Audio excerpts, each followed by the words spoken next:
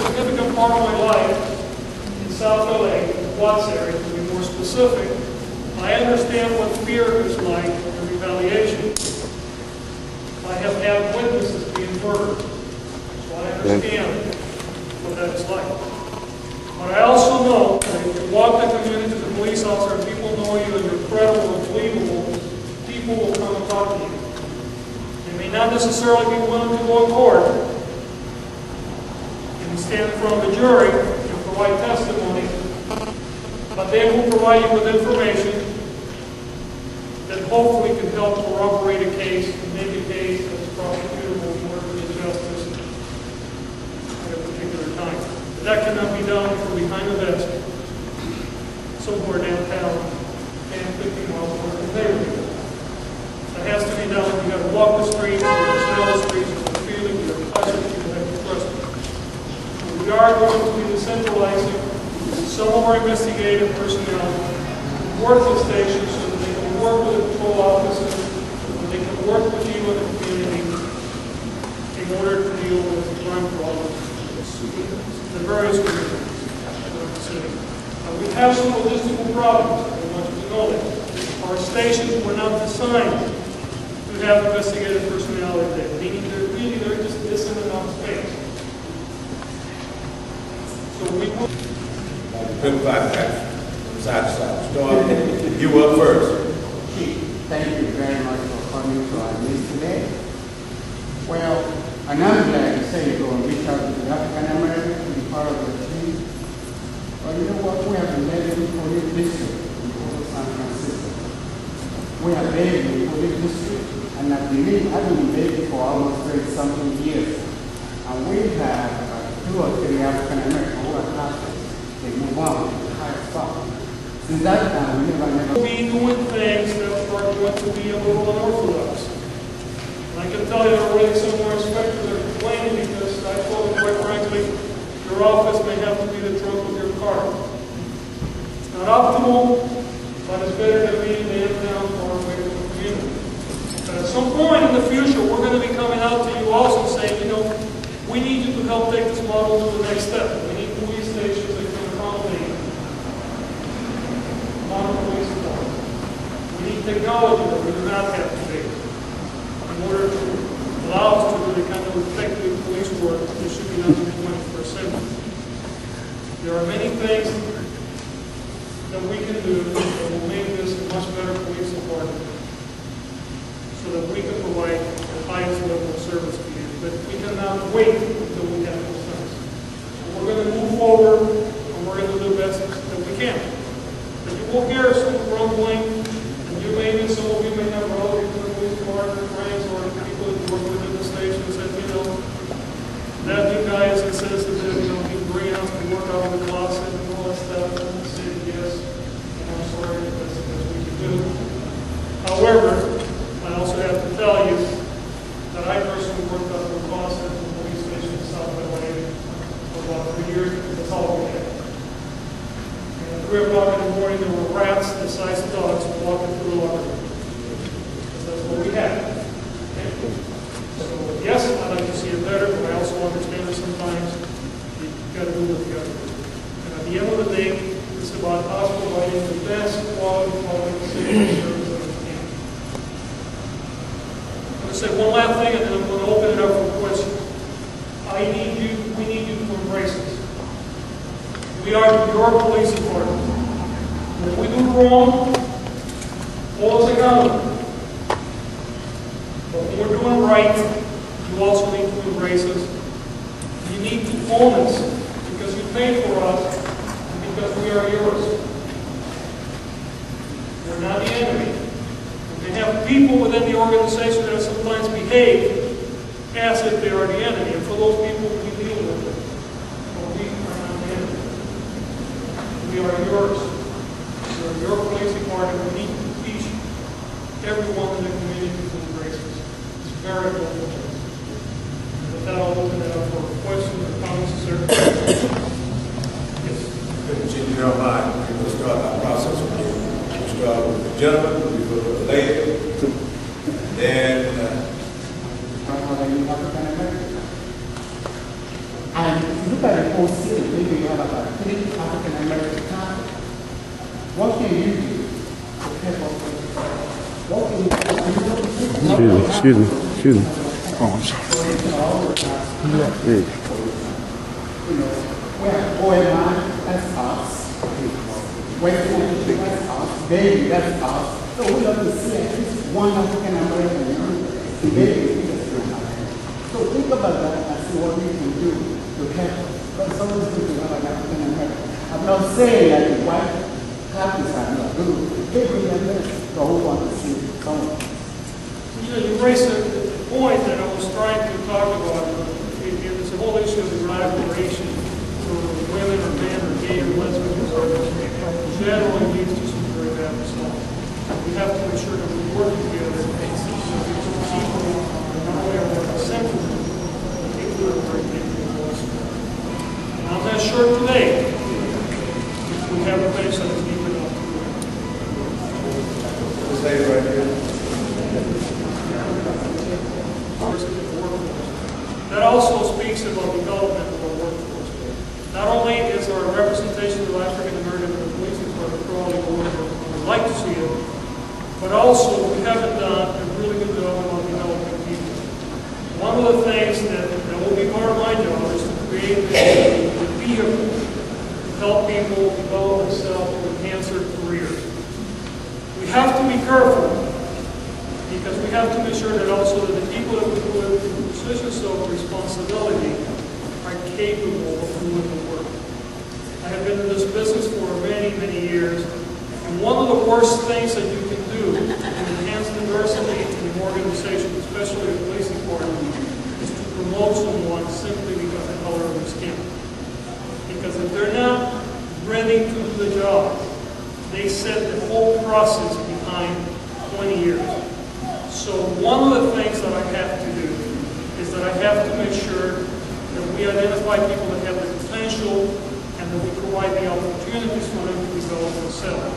Because if we just simply promote people based on grades, we end up sometimes with things that actually set the whole process behind. That's why it's so important, and I go back to this, the area of recruiting, being able to recruit people from all the communities that we serve, so that we develop the pipeline, we develop the future of the organization. So in the future, we will not have the problem that you're talking about today, having, quite frankly, no African American captains in the police department today. We have one commander. It takes a long time for things to get the way they are, and it's going to take some time to fix them. But again, I'd like to ask you for your help because of your own responsibility. But simply promoting people based on the color of the skin, if they're brown, I hope that someone can take violence prevention. Okay. It's very important what you said and things that you covered. Go ahead. That was written by several groups together and actually usable. Because as far as I know right now, it's not being used. Because if it was, we wouldn't have the shooting that needs to be done. The other point that I wanted to is lay out as amounts in various communities all over the city as to what needs to be done.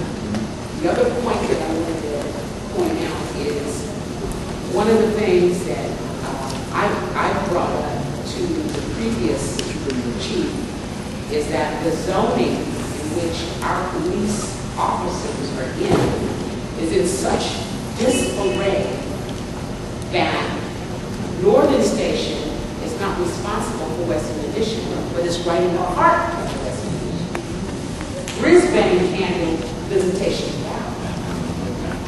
Bayview is handled by 3 different areas. What I was told by the chief was, there is a Band-Aid handling, we are on the phone, and we still operate. I know that a group has tried for 5 years to get this sorted out so that the correct stations are there when they're needed. Northern Station doesn't have to even show up to to anything that goes on, because they're not assigned to the Western Addition. They're assigned to the Parks Addition, over there by the pantry. So there are a couple of things that would help the police department in solving a whole lot of things by just untangling this mangled thing. And my suggestion at the time was for the mayor to get the executive director to untangle it and the supervisors to go over there and handle the red tape and get it handled. Because as it stands, you can't catch anybody if you're not there. You Tell 'em. understand?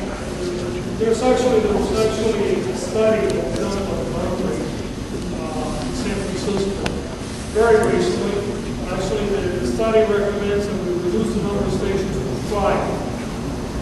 Frankly, that's going to be a political application because a lot of the way the boundaries are today were created based on political considerations. Okay? So you have, on the one hand, you may have concerns like the ones that you're raising. On the other hand, there's a whole bunch of other people that have a lot of ownership in the status quo. So it's going to take a while to look at this whole thing. I can tell you that I talked about this study and the reduction of stations, and I thought I was killing babies. So it's not going to be an easy process to redo the boundaries. But that is not to say that we should not look at it. I think we should if we will. Over here, gentlemen. Like I said earlier, I came here from New Orleans to New York, Jim Crow, in 1965, generous to my family. And I first meet my daughter-in-law, and he mentioned also justice. But the book that I'll first was not based on my cousin's family. Basically, I lived in the neighborhood, and I was safe there. And the young blacks there, who the bootleg of the BEE and the C's, are always constantly harassed.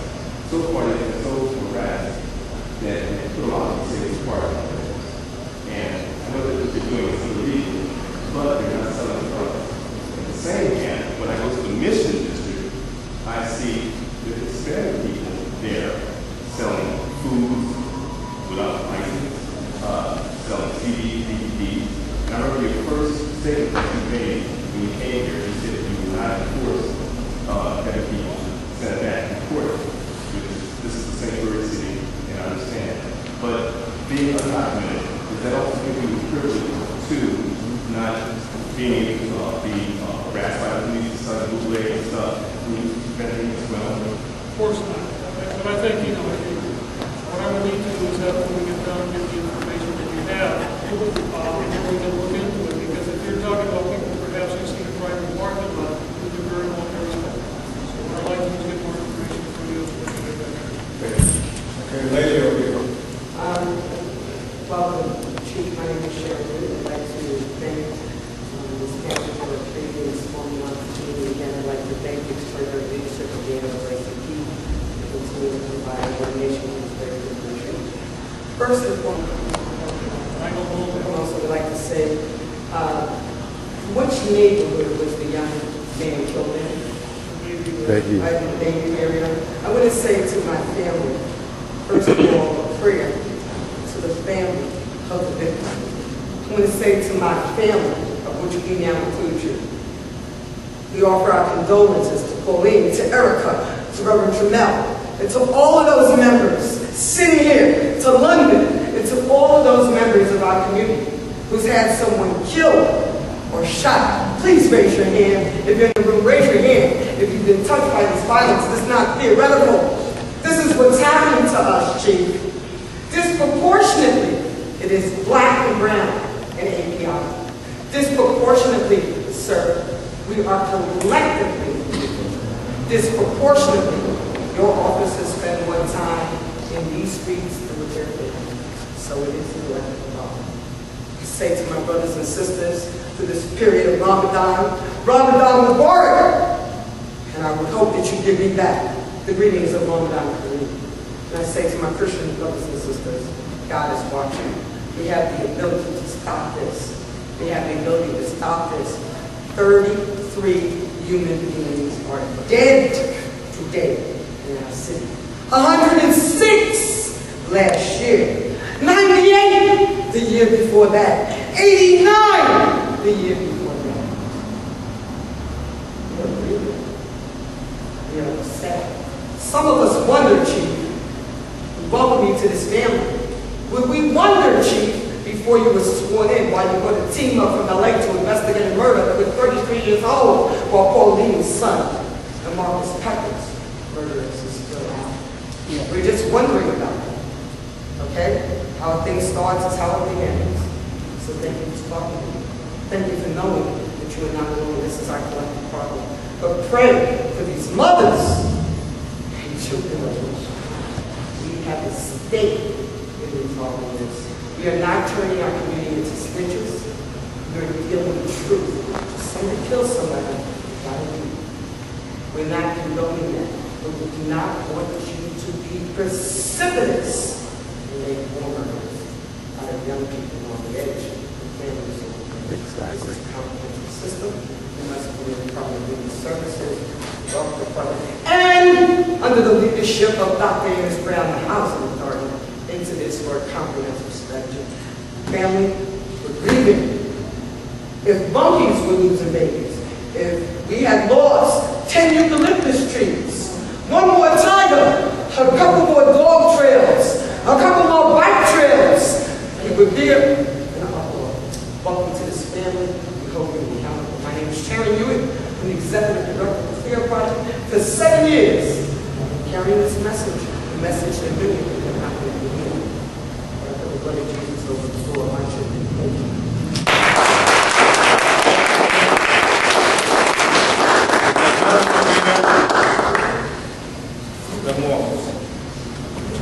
Thank you again.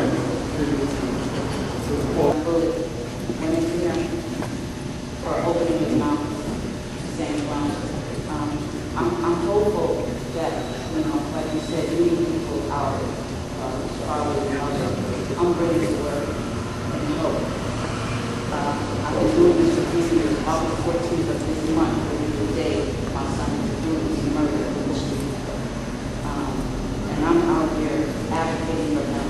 And I'm not only representing my son now, I'm representing other people. I served on a committee dealing with profile. So the chief appointed me several of these years. I was serving on the committee for about a year and a half. Dr. Morris Bell from the University of Florida, expedited training. Hopefully, we'll keep that committee going because some of the things covered in the opening speech. We are involved and struggle with that, trying to do some other. Just quickly, I think it was time to deal with training for the officers in the city. Those officers outside the city, we have a large number of those outside. Recruiting and hiring, put the philosophy behind that. We have the academy, the academy, and all of that.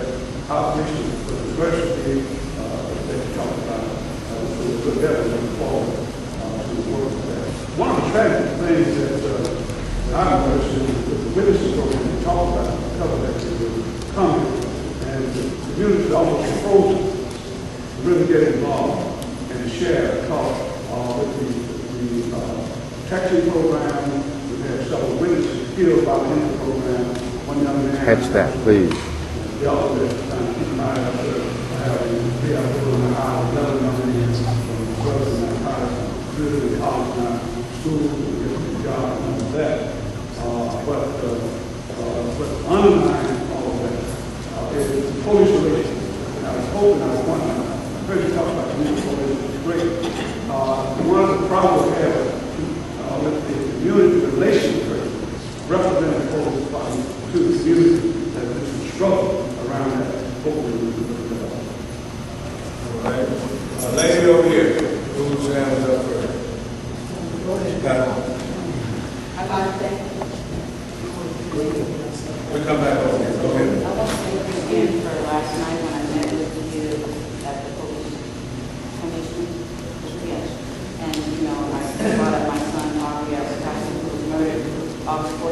child used it and I've done 30 round movies out there that have lost their children too. So I'm looking forward to help and to be able to help you. And I want to thank you for being here. Thank you. Man's over here. Dr. Jaffe.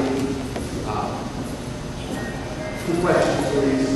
One, this morning's paper article made it clear what you're intending to do in relation to differentiating within the department of those, please correct me, of serious infractions as compared to whatever. So I'd like an explanation of that for us community. The second was former colleague we came into the school district together about 38 years ago when we segregated and integrated our schools.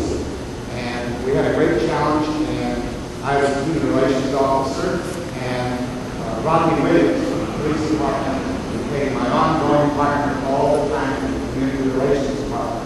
And we in our support groups were able to really work every day close together out in the community. So it was gangs, individual schools, and so forth. I understand a number of years ago in the community relations department, I know Rodney fought for position and budget and all of that. Based on your experience and as you think in the future as to what would be community relations from the police department working with our schools in the same capacity. Thank you very much. Concerning the discipline process in the San Francisco Police Department today, there really is no way to put it. We have a backlog of cases. Some cases are 3, 4, 5 years old, even 6, 7 years old. We have a police commission that is working very hard to try to clear this backlog. But the reality is that we have people that are sitting waiting for discipline to occur for many years, and discipline is not occurring. Many of these people committed an infraction years ago. Personnel complaint was initiated when they came from the police department or came from the community, it was investigated, and the city awaiting resolution. The problem that you have is that you have basically an attitude, a very morose attitude in the police department, that people do not believe in the discipline system. And when you have a system where the people do not believe in, then the system stops being effective. Police officer. We're talking about police officers at this point. The lack of certainty when it comes to discipline, the lack of consequences leads to further erosion of the system. If you commit a violation and your penalty, it takes 5 or 6 years before the violation is attended to. By the time that the discipline comes up, it no longer has a connection. What I'm trying to do, let me just help you with that. The biggest reason for that is you're a boss. You don't like an employee, you can fire. The chief can only discipline up to 10 days. The main thing that is serious is recommended to us. Once you get into that legal process, it takes forever. That's what he's talking about. Actually, as far as I'm concerned, he should have more power. He doesn't under the charter. That's the system he has to work under, and that's what he has to deal with when it comes to even officers that you know should not be around. So basically, you have a system where I don't have the authority to discipline people that really have been engaged in egregious conduct. If also the police commission, the police would take it about a year and a half to get through the backlog. Never mind the fact that the reality is there will be new cases coming in every day. So what I'm trying to do is I'm trying basically to do a triage. And I'm trying to identify 2 types of cases within the police department. There are those that the conduct would not lead to termination because it just wasn't egregious enough for the termination, and frankly, due process would say that this is not a termination case. Now, those cases, when they occurred 5 years, 3 years, 2 years ago, we may have said, you know, this officer did something that we really disagree with, and you should be suspended for 5 or 10 days. And then the officer would bring the union, and there would be a hearing that could take sometimes 120 days in order to resolve that. And what I'm saying is, if it's is an event that maybe 3 years ago, we determined that it was worth 10-day suspension, but we haven't given it to them. By the way, for the last 3 years, the officer has operated within the rules. And by the way, I know that if we offer them the 10 days, we're going to be tied up litigating this case internally, possibly for days, that I'd rather take that individual and say, so long as you admit to the fact that you did wrong, so that we can put this into a package that gives us a pattern of conduct, so that if you go back and reoffend in the future, we can go back and use that against you. I'd rather give you a very light penalty and say, go back to work and let's move on. Because I got the smaller pile of people here whose conduct is so egregious that they should not be a police officer in the city of San Francisco. And that is where I'd like to concentrate our efforts in that other commission, because today I cannot terminate it. So that will be what I'm proposing to do today. Now, what I'm proposing to do, and Dr. Marshall is supportive of this, and many others, is probably next year, is come back to you as voters of the city and look at ordinance and may alter the way that we do discipline today so that we create a system that is more expeditious. But that is not possible today under the current system. Okay? Thank you. Lady, your Second question. point, yeah, the community relations point. What I'm hoping to do, what we will do is a combination of things. I talked about the Community Police Advisory Board. That basically will be community relations and community policing at the station level. The forums will be part of my community relations, community policing efforts at the city level.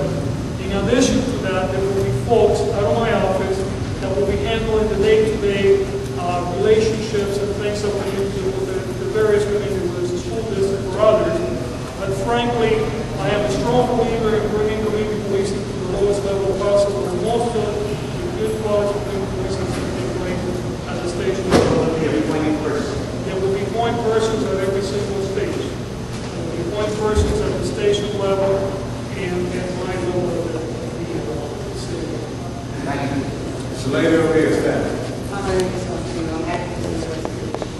And first I want to say this is not a community. You didn't do the outreach to each community. So I wish you could come back like another magnitude where you can meet the community, where you can talk to these individuals. They are not experienced to have a shot. For me, I stayed with Planet E 4.5 years ago. Me carrying a baby on my hip and one holding it in the hand. They were shooting. I had young men dying in front of my door, 8, 9, 10, 11 times. Ain't nobody coming to help. But you know what? Just like you said, you got to be willing to step out and do something. I stepped out and I did something that class. There's no more shooting, but they still got young men hanging on the corners. And you know, it's the political thing when it comes to when you're trying to get young men to stop hanging on the corner. You go to the it says whoever, the attorney general or whoever running the city attorney. They saying they can't make them move. You know, so today, last night, my daughter's getting harassed. My daughter do not hang on the corner. She do not do nothing. She goes to private school. She keeps a job. She's 16 years old. My daughter walking, she forgot her keys, walking down the street to meet me. I do a lot of volunteer work. I do it for Mo Magic program. When she gets halfway, I'm riding down the street, she's telling me I may be a victim. So they need to fix that problem about these young men hanging on the corner just because my daughter don't want to talk to them. They don't think she thinks she's too good for them. I'm not going to be there to save her. And the police is not going to be there to save her. But if they put these laws and these trespasses and these loitering and these complexes, maybe it will see. Maybe a lot of the stuff that happened throughout the years would have never happened. You know, so that's all I'm saying, and I hope that you will come back where you can meet some of the community people. You got people at Pitt that had shootings up there, King Gordon, lots of killings, 4.5 years ago. But today we have a good police captain in Northern Station. He works with us, you know. So, I mean, maybe you could get with him, talk with him, but I know after 4 years, we have went to 2 captains before him. He's one that's sticking his stay, and stuff is getting better. He's collaborating with different organizations, and he's working with us. So That's all. I'm just hoping that they can find something where y'all can stop him from hanging on the corner in Complex. Employment. Okay, we have time for, just 1 minute. We have time for judges. But y'all watch my process now. Listen, we're going from one side to the next, all right? We're going over here to the gentleman. Yes, Mr. Landry. Yes, I just want to say this is most important. We be honest with ourselves. All the things that are happening out here, of course, she has great talents, and we're here to support her in this effort. But at the end of the day, we got every San Francisco, not just like San Francisco. But let's be honest, we all have to change. There's something deeply wrong with the way our communities are divided, whether it's dealing with organizations or spiritual bases, something's wrong. Now, I'm not preaching on all these things, but I know one part of the Bible says, where there is no division, the people perish. So if you're seeing bodies, if you're seeing people dying from obesity at an early age, if you're seeing all these things that happen, it's just a shock, not only to our elders, but to our young people. Something's wrong with religion. How can we put everything on this gentleman's desk when in reality there are certain issues we have on our community? It's not his fault. It's not an individual here's fault. And this is an effort. Because if you bring all the community here, you'll have even more different stories coming from more different angles. But when are we going to heal the differences we have among each other? When are we going to be able to say, look, before we can even talk about policing, we got to talk about some of the issues that we all carry. And I know myself, I've been trying over the years to be more disciplined and listen. I may come off passionate, and I may say things sometimes that may sting those that like what I'm saying, those who don't like what I'm saying.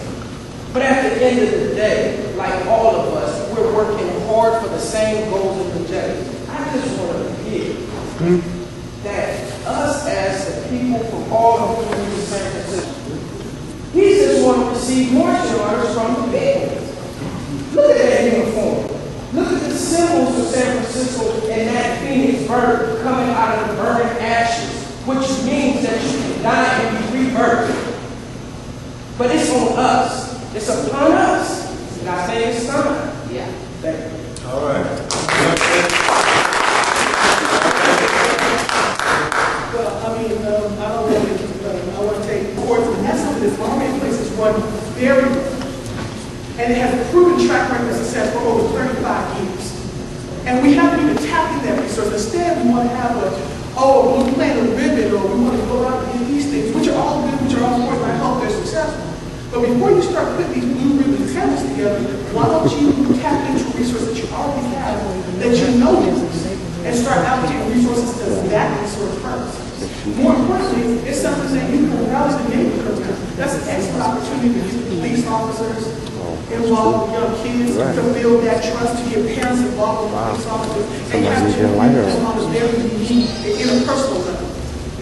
Address a different question, I think it's something that I think the issues that have been brought here are very broad, very painful, and they're so complex and multifaceted that I don't think it's all going to be. Can someone, y'all, I'm sorry, I don't mean to take this off cast. Everybody, can we please mute our phones? There's like 7 or 8 phones that dawn off playing. If your phone's on, please turn your phone off or turn it down because, please.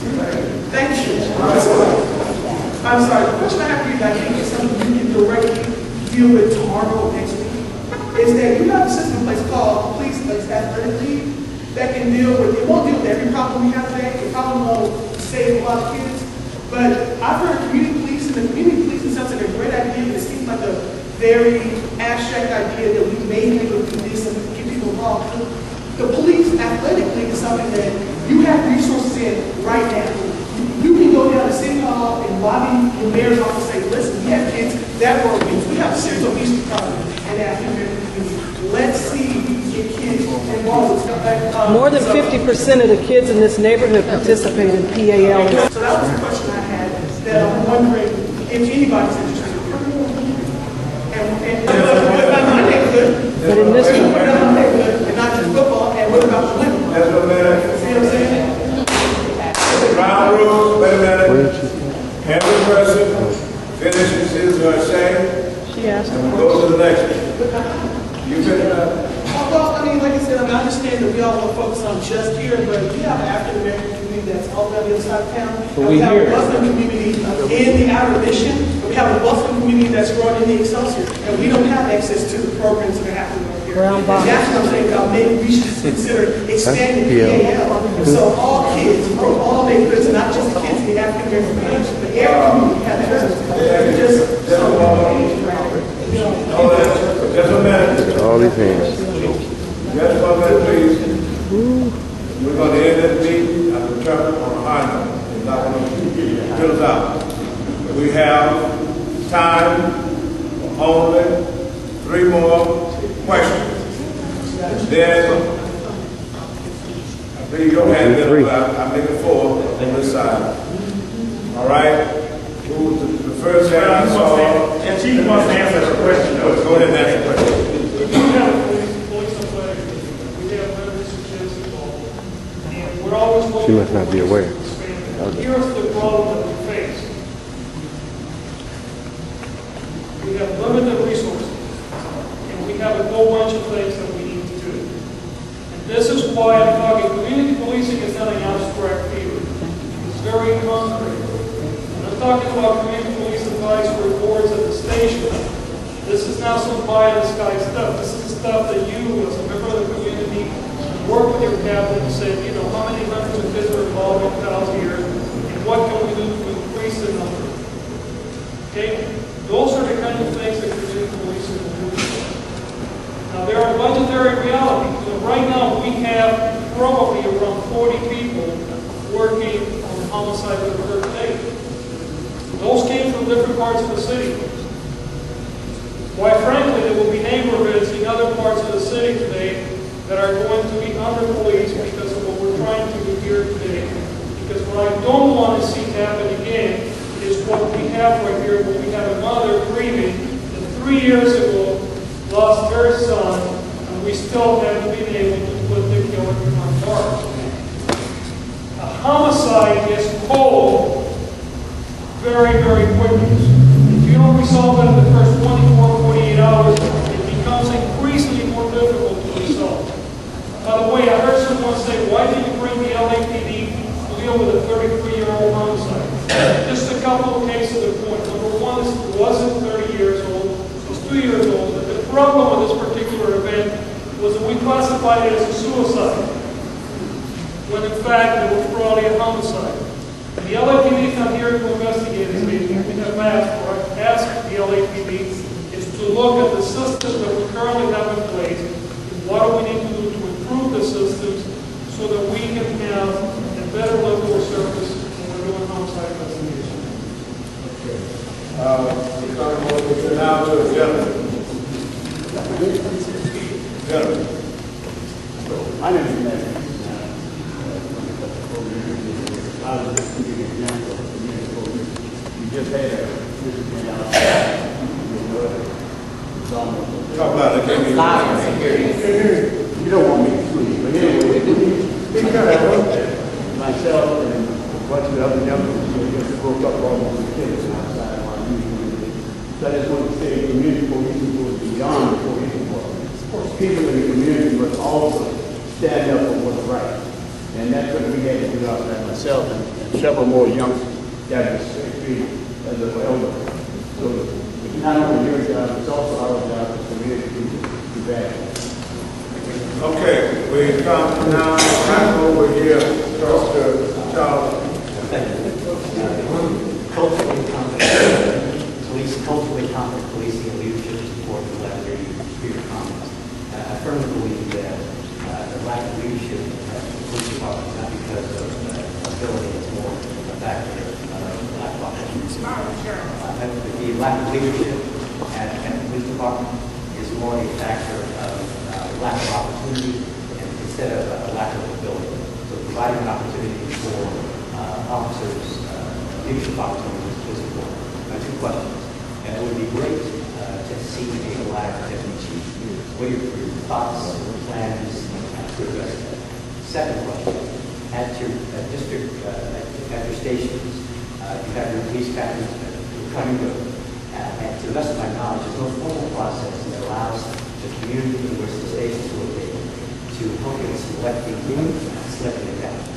What can you do to help to give the people more opportunity to select Well, if you recall, one of the things that I talked earlier, because the comment was made by the gentleman who sitting here, was the whole issue of how do I increase the diversity of the police department. And it's an area that is very important to me.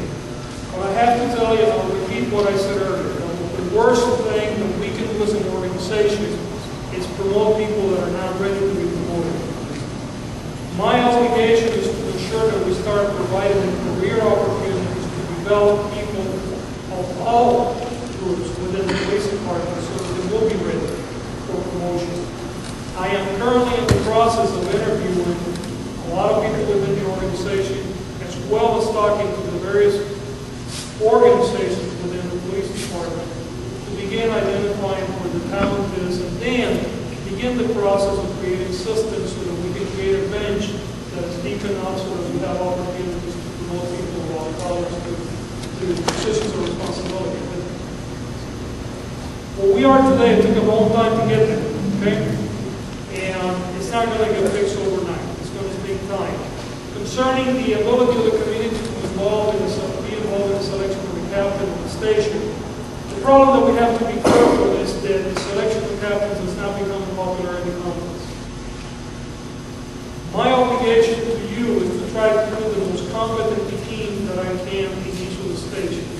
I need to look for people that are fit, not only a fit to the command, but a fit within the rest of the organization. So what I have to look, if we put people in place, I have to look for people that will be able to provide the highest level of service to those communities. And it's not a democratic process. It is really an operational process where I have to look at the people that I have available, what their capabilities are, and frankly, compare that in relation to everything else that I have. Every time that we have a command officer retire or promote, it automatically creates a domino effect. I was the board of supervisors the other day, and one of the board of supervisors members said, you know, we're tired of moving people every 2 or 3 years. And I have to be very honest with them, just like I will be with you. I can probably guarantee you, there are very few things that I can guarantee, but I can guarantee you that you will continue to see captains being moved every 2 or 3 years. There are several reasons for that to occur. Number one, by the time they get to be captain, most of them are eligible for retirement, which means that it is guaranteed that there will be other people, if not that person, who will retire. And almost every time that occurs, you have to start placing people in different places, and it does have a domino effect. It doesn't occur in the vacuum. Number two, I also have to make sure that we run a clean operation. And sometimes having people at a place for too long creates a double-edged sword. On the one hand, there are some great relationships that are developed with some people in the community. On the other hand, sometimes those relationships are at the expense of providing quality service to others. So I have to make sure that we're continuously balancing things for us. Finally, sometimes when you're too long in one place, you run out of fresh ideas. And it is important to always contain people that are energized. So I want your help when I'm talking about all of you in order to help us identify good people, in order to help us recruit good people, and in order to help us develop good people in the organization. But it's going to be a lot of work. It doesn't just occur. Chief, frankly, frankly, this notion of professional development is really supported by those who are below at the lieutenant level. They know they're not being developed. The fact that no insider made it to the final says a lot to them. So they are welcoming a lot of things you're hearing the chief is talking about here. They're actually happy in many ways that this agent of change is present. All right, London. Hi, my name is Reed. I am the executive director of the African American Agricultural Complex in the Western Addition. And we, over the years, have always developed a really good, solid working relationship with the captain of Northern Station, the past and the future captain, as well as a number of the lieutenants and police officers. And so you kind of answered my question because of what Mr. Spencer asked, but I do have concerns about the process and the changes in some of the officers, and then in some instances the insensitivity of some of the officers as well. I mean, we have, fortunately, some really great police officers. We have a great captain. They are very supportive of the work that we do in the community, but we also have problems with other officers, and I'm not going to name names publicly, but some of them who are not even necessarily out of Northern Station because of gang task force and other things in terms of how they conduct business. The problem, I guess, that I'm having is that the kids that we're working with who are not necessarily really involved in a lot of the issues that tend to happen in the community, but have been some of the victims of the community, are actually, in some cases, being harassed by these officers. And so I just want to figure out a way where, just because these kids walk around in black hoodies and whatever the case is, that they are not stereotyped. Because these police officers, they know the kids or the young people who are involved in a lot of these crimes, and they know who's carrying the guns. Oftentimes, they're able to stop a crime before it even happens. And we, fortunately, we've been provided with the information, to understand what happens in the police department and how they prevent a lot of these crimes. But I really have some concerns, because then it turns these kids bitter. It makes these kids nervous. And I just want to make sure that overall, Captain Casiato and the Northern Police Station, they have support and cooperation from the police department as a whole. And they sometimes, I think, and they're not telling me this, but in some instances, I think that they feel that they don't really have enough power or control to deal with some of the other problems that in essence create more problems for them when they're trying to be, proactive in dealing with the community. So the changes are great in terms of switching police officers based on some of your comments, but I also think that careful consideration needs to be taken in those decisions. And community policing, which is happening here, is very vital, but I also understand the need for the other police officers who are a little bit hardcore, undercover, and deal with some of the serious crimes. So I just think that there needs to be a balance. And I think that also that the police officers who are at Northern Station need to have as much support because of the things that they deal with out here. So, thank you. Thank you. Man over here. How you want to deal with us? Mr. Brown. Welcome, Chief. From what I'm listening to, everybody, and also listening to the Chief, it appears to me that your hands are kind of tied. When you talk about recruiting, recruiting is very important, but at the same time, there's a lot of racism in the hiring process in the SFPD.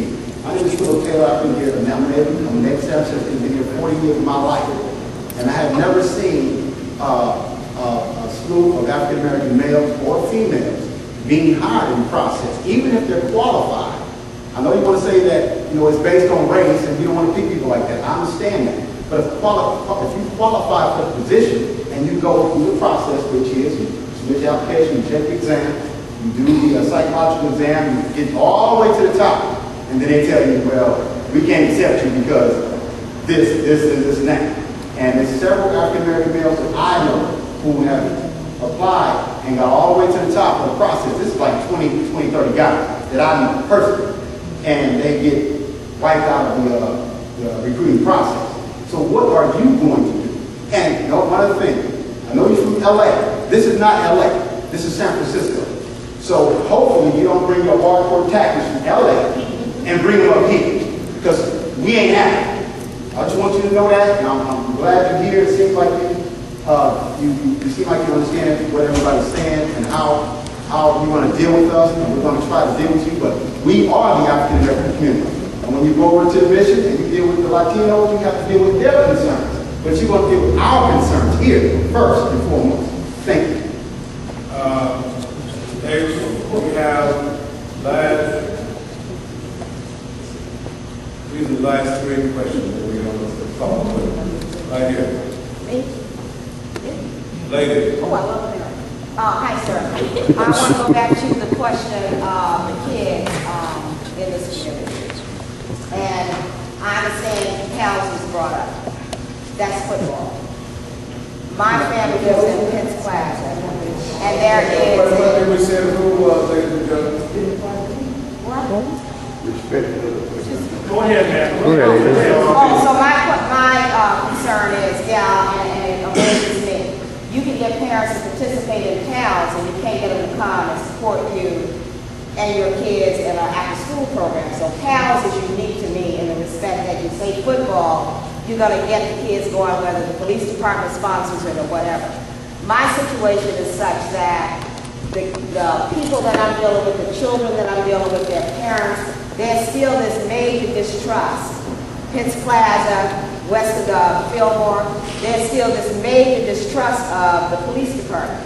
And one of the things that I've noted, meetings used to be open to the public. Now you have this select group of people that are invited to the meetings, and it's not necessarily, the meetings are not open, so to speak, to the public. So my thing is, how are you going to deal with the people who are in the grassroots and the gutter, who lives and work it every day? Those kids are still extremely distrustful of the police. So are their families. We're talking multiple generations. I got kids who will not, when I first started out of Chicago, I thought of officer friendly. I went after the police department, Captain Jimenez, worked with us wholeheartedly. So then you've seen them go away. And now you see these other officers who don't have the concerns about the kids that were prevalent before. And so outside of CALS, how do we work with the police officers who are just regular people and then try to develop that trust with the people who are going to be the end person of some of this harshness out here as far as the police? How do we develop the trust with the kids other than playing football? You see what I'm saying? Other than CALS, which just started up, you don't have that trust. The kids, the families in those communities still heavily distrust the police officers. So those are the issues I address, the grassroots people, the people who are the butt end of all of this. Well, first of all, I don't think it was intended to be an open community meeting. This was intended to be a meeting of community leaders throughout the city. So the type of meeting that you're talking about is the type of meeting that is going to happen at the neighborhood level. It's going to be the type of work community police advisory boards are going to do, and it's the work, frankly, that captains are going to do at the neighborhood level. I don't think this was ever intended to be an open meeting to the entire community because we will need a stadium to do so. This was intended to talk to leaders within the African American community that would carry the message so that we can continue the development of a dialogue in the future. This is my third week in this community. You are the first group of leaders in this community that I'm talking to, and I hope you understand that this is a very large community with about 800,000 people. It is physically impossible for me to meet with every resident of this community. So I have to work at my level. I have to work with our captains, who are lieutenants or sergeants and our police officers. And at the community level, I have to work with people that can speak for others. Because otherwise, there will not be enough hours in the day for me to do the job. So what we are hoping, what Reverend Brown was trying to provide, is for an opportunity for leaders within the African American community to come in, to have a dialogue, to start working together, and to start taking the message out and involving other people to work with the police department. I might add, the chief has agreed to come on the radio. He's coming on the radio program in a few weeks. We'll try and get this out to a huge audience. I'm on the block. I don't mind radio. The last two questions. These are final. The last two. Thank you, Chief. Just going back to your answer to Mr. Spencer about promotion, and what I've learned over 6 decades of living is that there are always a lot of good reasons not to promote African Americans. you just gave us some. And I'm hoping that maybe next time we'll get a chief that can understand and come up with good reasons to promote them.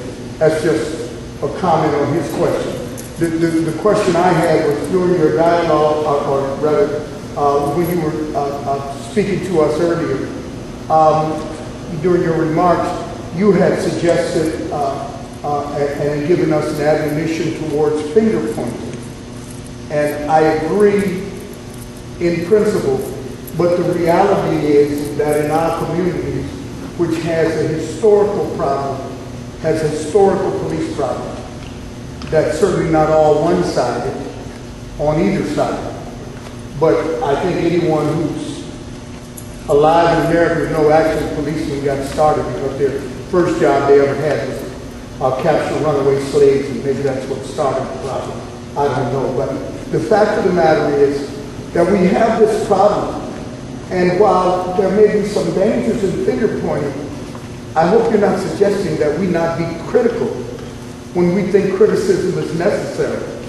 And that when it is, then we have a need to point out that we think there's something wrong in our community.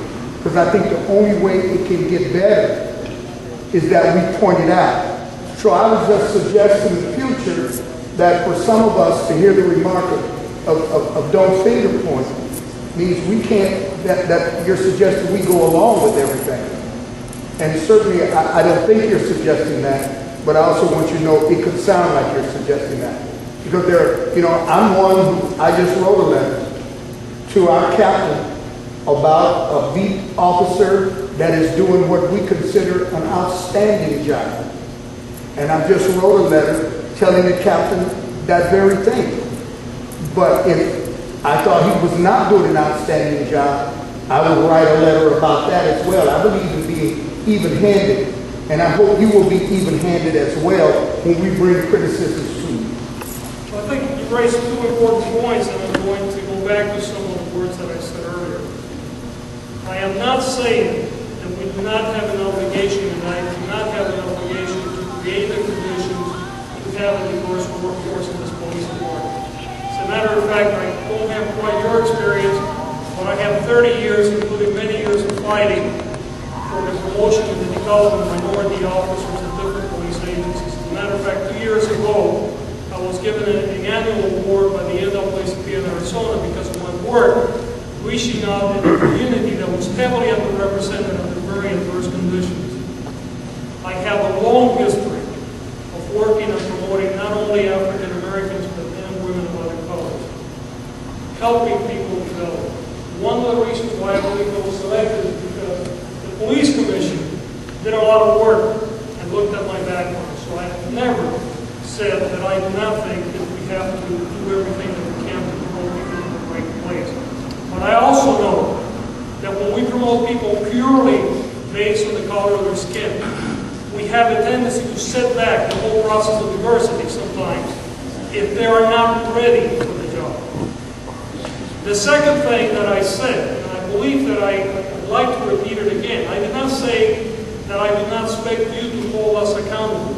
In fact, I encourage you to hold us accountable. But what I'm saying to you is that if we're going to work together, we have to have people that are willing to come in and be part of the solution. And that when you bring us a problem, that you also come ready to roll out your sleeves and work on a solution. If we're doing something wrong, absolutely. Not only do I want to know about it, but I want to work together with you to correct it. But I also need you to embrace us. And what I was telling you is, this is your police department, and we need you to embrace us. When we do wrong, you need to hold us accountable. But you also need to work with us to make sure that we move forward and get better than what we did. Final question. I want to thank the captain for coming and thank Reverend Brown and NAACP for having this, I'm sorry, the chief for coming, excuse me, and the NAACP for having this meeting tonight. I'm Ginger Markham, an educator here in San Francisco. I also want to thank you for the PAL program. Over the years of my career, I've taken students to deep sea fishing in the bay. And it's an awesome experience. But I want to let, my concern is as an educator about our children. Those precious things we have in our community. My concern is that when I see police officers arresting a young person, particularly an African American male, they're already handcuffed and face down. It is heartbreaking for me to see that. So my concern is that in your training, in your new tenure, you're the top person here with us, that you be training your officers, that if a person's already handcuffed, there is no need in my mind that I can see while I pass by 3rd Street here in Fillmore, that I see a young student face down. That is very appalling to me to see. My other concern is that for the Car 29 that we have at various school sites, that police officers be trained more to become more sensitive, that if a child gets into trouble, they follow the school district protocols, which is always to have a parent present. So those are my 2 concerns. Thank you. Thank you. Ladies and gentlemen, I want to thank you all for coming, and let us keep in mind, as was stated earlier by Chief, the meat of this movement is to have a community-based advisory board that will provide that ongoing engagement with police department. I think I heard him say that. So that this meeting is not an end-all. This is just the beginning. We have a wonderful meeting, and I want to ask Mr. Landry to give a closing prayer. We'd like to thank Reverend Brown also for putting this together.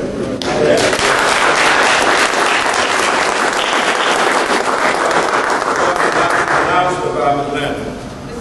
Mr. Blanc, excuse me. First of all, I'd like to acknowledge 2 people that came in when I first started. That would be Reverend Calvin Jones of Providence Baptist Church in Baby Hunter's Point. Retired Dr. James McRae, formerly with Jones Memorial Baptist Church. Last announcement, and this is something that grew out of our revival because I'm a member of Jones Memorial Baptist Church. In the year of 2007, we did our first prayer ritual, and in that year, there were 2006, I believe it was 90 yes. Commissioner Marshall attended. For those of you who don't know, I'm an event planner, and one of our goals in my company is to get back to the community. That was the most rewarding and also the most touching event that I have ever done. So I say that to say that please save the date. Unfortunately, we're going to do another prayer ritual, and we just hope that the numbers of the deaths for 2009 are a lot less than they were in the previous years. So it's going to be January the 9th, 2010, the time yet to be determined, at Jones Memorial United Methodist Church. And everyone is invited, and I will be in touch with community leaders, our church, where we can actually bring it down to maybe the Civic Auditorium. This is another community outreach, and we're asking for everyone's support. Thank you very much.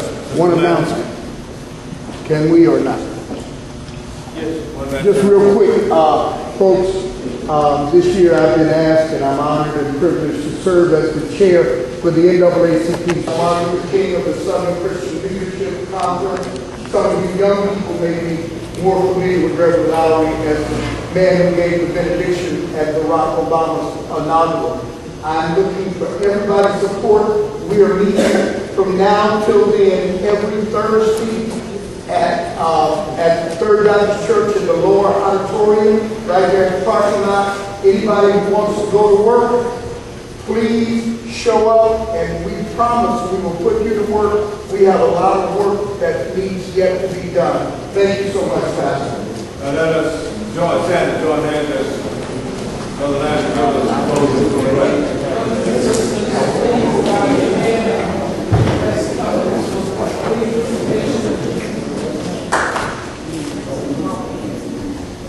Heavenly Father, we thank you for today, having this evening, this gathering among brothers and sisters, among common men and women and children and families. As we stand here, Father, we turn our hearts and souls back to you.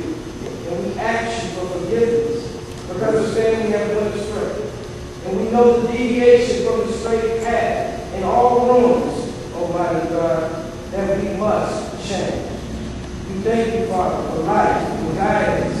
And we ask you to heal the hearts of the mothers of all the children who have died in San Francisco and throughout the land and throughout the world. We ask you, God, for guidance. We ask you for insight. And we ask you to forgive one another, show compassion to one another. So again, that we can rise up as a great people and stand up for our people. In Jesus' name, all the prophets.